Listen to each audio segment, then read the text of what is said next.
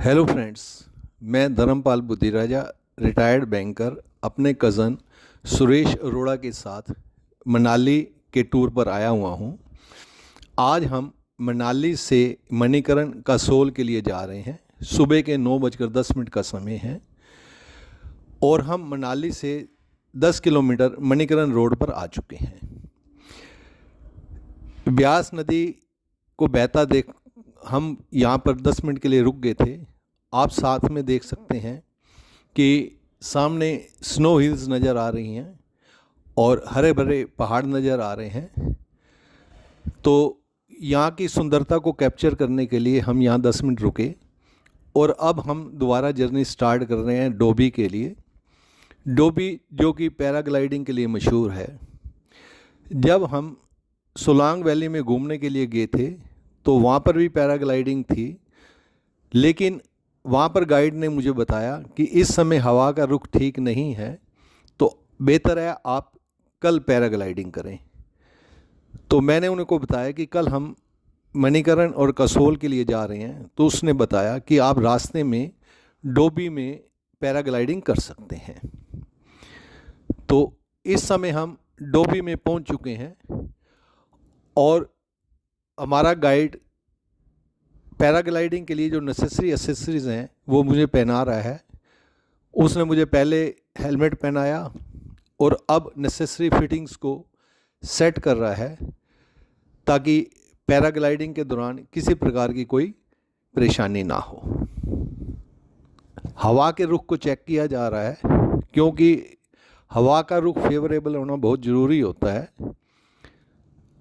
और मुझे इंस्ट्रक्ट किया गया है कि मैंने जैसे ही हवा के रुख पर मुझे चलने के लिए, दौड़ने के लिए कहा जाएगा तो मैंने स्पीड से दौड़ना है। और जब ग्लाइडिंग स्टार्ट होनी है तो उस समय पाँव को थोड़ा ऊपर उठा देना है ताकि ज़मीन पर पाँव ना घिसटें। तो मुझे रेडी होने के लिए इन्होंने कह दिया है।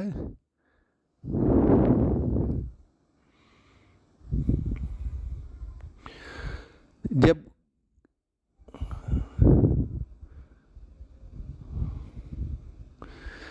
हमारी पैराग्लाइडिंग स्टार्ट हो चुकी है और मुझे एक स्टिक दी गई है जिसके ऊपर कैमरा लगा हुआ है जिससे कि वीडियोग्राफी की हो सके। अब पैराग्लाइडिंग के दौरान मैं आपको पैराग्लाइडिंग से रिलेटेड कुछ इन्फॉर्मेशन भी देना चाहता हूँ। पैराग्लाइडिंग की कुछ मिस हैपनिंग्स हो चुकी हैं, तो इसलिए अगर आप पैराग्लाइडिंग के लिए जाते हैं तो सारी फिटिंग्स को एक बार स्वयं भी चेक कर लें कि कहीं कोई लूज़ फिटिंग ना हो। इसके अलावा पैराग्लाइडिंग के लिए जो बेस्ट मौसम है वो मार्च से जून और सितंबर से दिसंबर है, क्योंकि उस समय मौसम साफ़ होता है और विजिबिलिटी भी अच्छी होती है और हवा का रुख भी ठीक रहता है। पैराग्लाइडिंग जनरली 5 से 10 मिनट की होती है और अगर आपने लॉन्ग पैराग्लाइडिंग करनी है तो वो 20 से 30 मिनट की रहेगी। फिज़िकल रिक्वायरमेंट के बारे में मैं ये बताना चाहता हूँ कि अगर आपको किसी भी प्रकार की कोई प्रॉब्लम है तो उस केस में गाइड से ज़रूर शेयर करें और उसके बाद ही पैराग्लाइडिंग करें।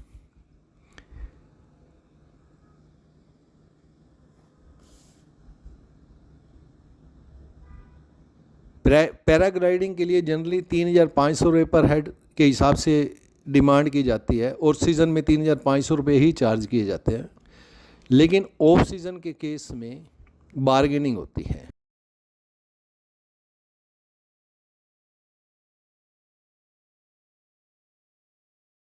फोटोग्राफी और वीडियोग्राफी के नाम पर इन्होंने 500 रुपये पर हेड हमारे से एक्स्ट्रा चार्ज किया था। अच्छी वीडियोग्राफी की गई थी। आप भी देखो कि कितने सुंदर व्यूज़ नज़र आ रहे हैं और कितना सुंदर लैंडस्केप नीचे नज़र आ रहा है हमें।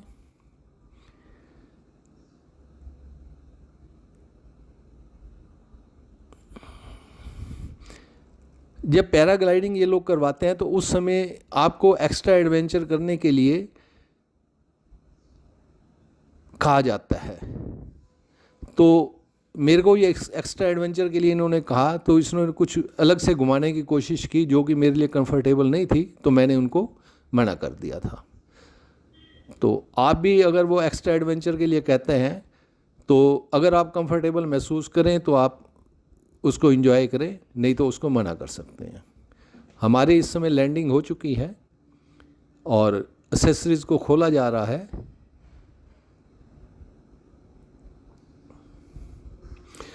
इस समय हम रिवर राफ्टिंग के लिए पहुंच चुके हैं। तो रिवर राफ्टिंग के लिए गाइड ने हमें सबसे पहले हेलमेट पहनाया और लाइफ जैकेट पहनाई और नेसेसरी इंस्ट्रक्शंस दी। रिवर राफ्टिंग के लिए हमारा गाइड जो है वो जीवन है, जो कि नेपाल का रहने वाला है और बहुत ही एक्सपीरियंस्ड आदमी है।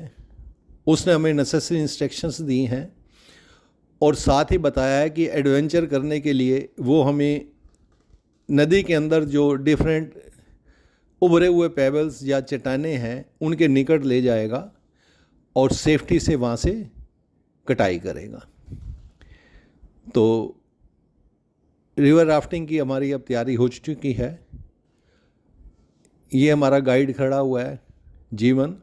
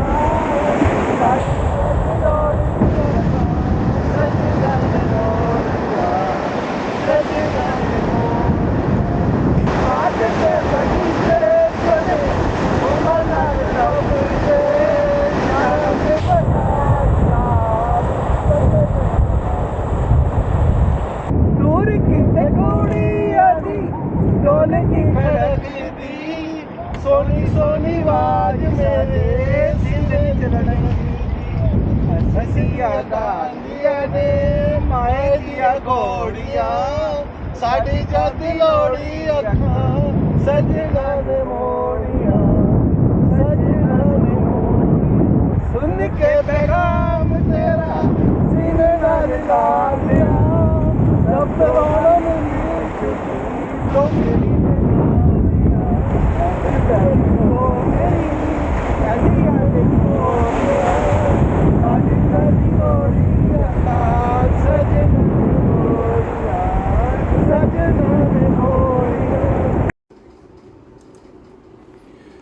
रिवर राफ्टिंग को एंजॉय करने के बाद हम महादेवी तीर्थ माता वैष्णो मंदिर कुल्लू में दर्शन करने के लिए गए। मंदिर बहुत ही खूबसूरत बना हुआ है और अभी अंडर कंस्ट्रक्शन है। मंदिर के टॉप फ्लोर पर जाकर जब हमने नीचे का दृश्य देखा तो बहुत खूबसूरत दृश्य था। नदी बह रही है और उसमें नावें चल रही हैं और रिवर राफ्टिंग भी चल रही है। बहुत खूबसूरत दृश्य है। तो उसकी वीडियोग्राफी मैं आप लोगों के साथ शेयर कर रहा हूँ। इसके साथ ही हम यहाँ से शिव मंदिर मणिकरण और गुरुद्वारा मणिकरण के लिए रवाना हो चुके हैं। इस समय हम गुरुद्वारा मणिकरण में पहुँच चुके हैं। पार्वती नदी पर बने इस पुल को क्रॉस करने के बाद हम गुरुद्वारे में एंटर करेंगे। पुल के नीचे पार्वती नदी बह रही है और उसकी पानी की कल कल की आवाज़ साफ सुनाई दे रही है।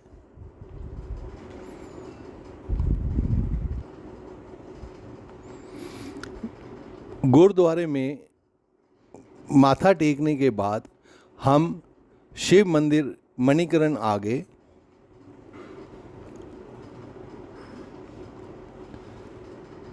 शिव मंदिर मणिकरण में दर्शन करने के बाद हम जब बैक साइड पर आए तो पार्वती नदी बह रही थी और बैक साइड से ही गुरुद्वारे का दृश्य भी साफ नज़र आ रहा था।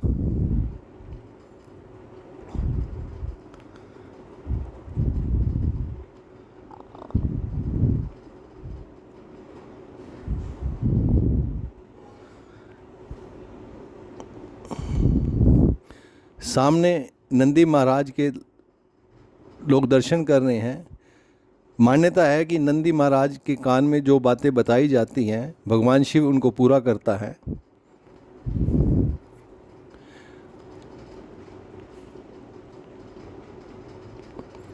और ये पानी का वो कुंड है जो हमेशा ही उबलता रहता है पानी, और इसी उबलते हुए पानी में ही दाल चावल पकाए जाते हैं। और ये भगवान शिव की मूर्ति ऊपर बनी हुई है।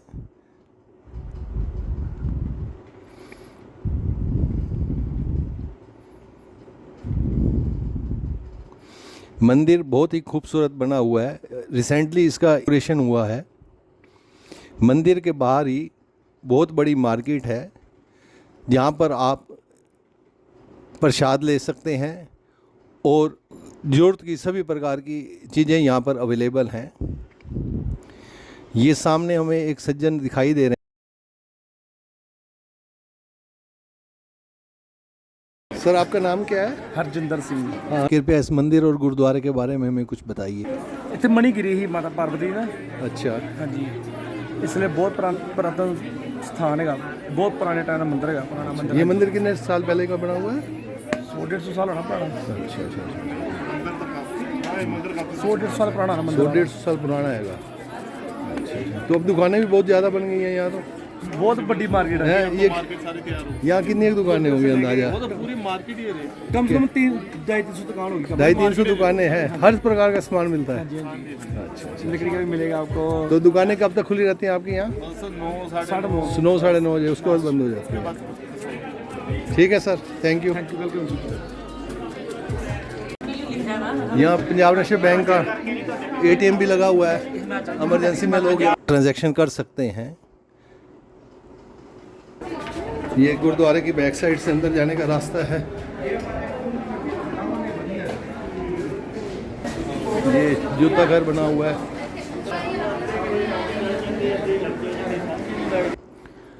अब हम गुरुद्वारे के बाहर आकर दोबारा मेन गेट की तरफ आ गए हैं।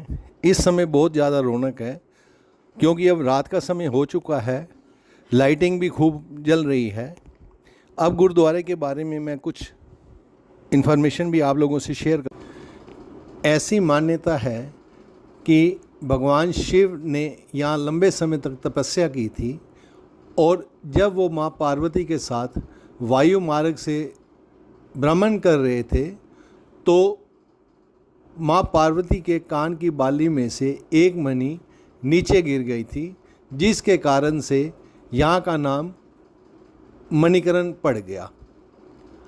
और सिख धर्म के अनुसार गुरु नानक जी अपने शिष्य मर्दाना के साथ यहाँ पर आकर रुके थे। इस गुरुद्वारे में 454 कमरे बने हुए हैं जिसे आप ऑनलाइन भी बुकिंग कर सकते हैं और यहाँ आकर भी आप बुकिंग करवाकर इसमें रह सकते हैं। इसके अलावा गुरुद्वारे में ही कार पार्किंग बनी हुई है जहाँ पर आप अपनी कार पार्क करके गुरुद्वारे में दर्शन करने के लिए आ सकते हैं। बहुत ही खूबसूरत गुरुद्वारा बना हुआ है और यहाँ पर 24 घंटे लंगर की सुविधा उपलब्ध रहती है। आप दर्शन करने के बाद यहाँ पर लंगर छक सकते हैं और सेवा भी कर सकते हैं। यहाँ पर आप प्रकृति का दृश्य देखें कि एक तरफ पार्वती नदी बह रही है और पानी बहुत ठंडा है और साथ में ही कुंड से निकले हुए पानी से धुआं उठ रहा है। पानी इतना ज़्यादा गर्म है कि उसके वाष्पीकरण साफ नज़र आ रहे हैं। गुरुद्वारा मणिकरण और शिव मंदिर मणिकरण के दर्शन करने के बाद हम कसोल आ गए। कसोल बहुत ही पॉपुलर टूरिस्ट प्लेस है और यहाँ पर लोग घूमने के लिए आते हैं। कसोल मणिकरण से 5 किलोमीटर की दूरी पर है। कसोल में बस अड्डा भी बना हुआ है और यहाँ पर होटल, रेस्टोरेंट, कैफ़े, बार हर प्रकार की सुविधा उपलब्ध है। कसोल में एक अच्छी मार्केट है जहाँ पर आप ज़रूरत की चीज़ों को ख़रीद सकते हैं और शाम को यहाँ टहल सकते हैं। कसोल को मिनी इज़राइल भी कहा जाता है क्योंकि यहाँ पर इज़राइल के लोग घूमने आते हैं और यहाँ पर स्टे करते हैं। आप रेस्टोरेंट्स में इज़राइली खाना भी एंजॉय कर सकते हैं और कसोल से ही आप तोश या खीरगंगा के लिए ट्रैकिंग के लिए जा सकते हैं। खीरगंगा या तोश जाने के लिए आपको पहले बरशैनी गांव जाना होगा और वहाँ से ट्रैकिंग आप कर सकते हैं। यहाँ से बरशैनी के लिए बस सर्विस अवेलेबल है, लोकल बस सर्विस। बरशैनी से तोश के लिए 3 किलोमीटर और खीरगंगा के लिए 12 से 13 किलोमीटर की ट्रैकिंग करनी पड़ेगी। मणिकरण से भुंतर तक रास्ता थोड़ा सा ख़राब है, उसमें हमें टाइम ज़्यादा लगेगा और भुंतर के बाद रास्ता बहुत अच्छा रास्ता है। कल हमारा प्रोग्राम नागर कैसल जाने का है जिसको मैं इसी एपिसोड में ही कवर करूँगा। Snowfall in Manali.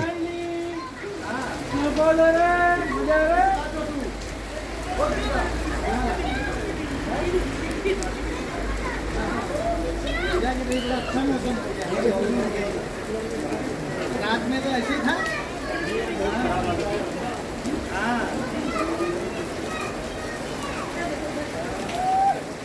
अच्छा लग रहा है।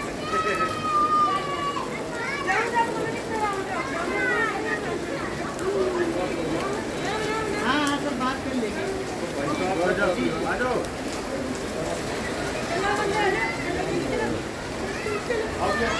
It's my first experience in life, snowfall in Manali. बाबा देखो स्नोफॉल। ये देखो पापा, स्नोफॉल हो रही है पापा।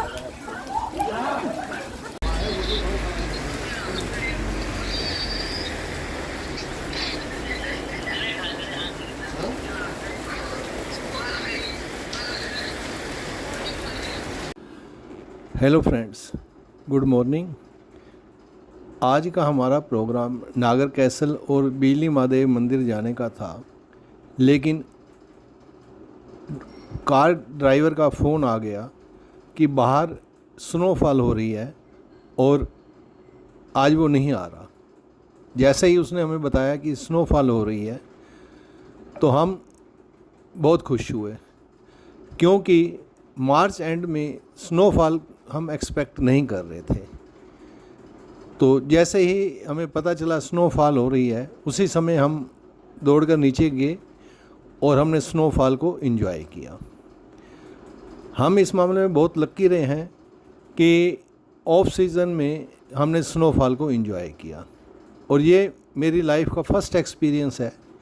नंबर ऑफ़ टाइम्स मैं हिल स्टेशंस पर गया हूँ लेकिन स्नोफॉल को एंजॉय नहीं कर पाया। इस टूर के दौरान